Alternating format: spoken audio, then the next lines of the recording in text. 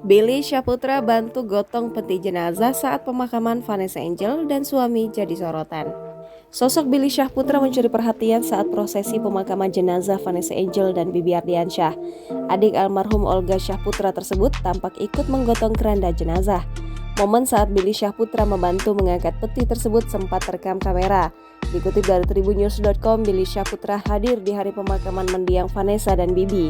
Pasangan artis yang meninggal dalam kecelakaan tersebut dimakamkan di TPU Taman Malaka, Ulu Jami, Jakarta Selatan pada Jumat 5 November 2021.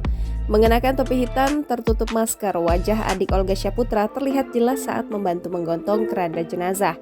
Dalam prosesi pemakaman tersebut, beberapa rekan artis tampak turut hadir. Namun, kehadiran Billy Syahputra yang ikut menggotong keranda jenazah Vanessa Angel menjadi perbincangan. Momen Billy Syahputra ikut menggotong keranda jenazah Vanessa Angel diunggah oleh akun Instagram @instajulit. Tampak mantan pacar Amanda Manopo itu berada di belakang mengenakan kaos hitam, topi hitam sambil menggotong keranda jenazah Vanessa Angel.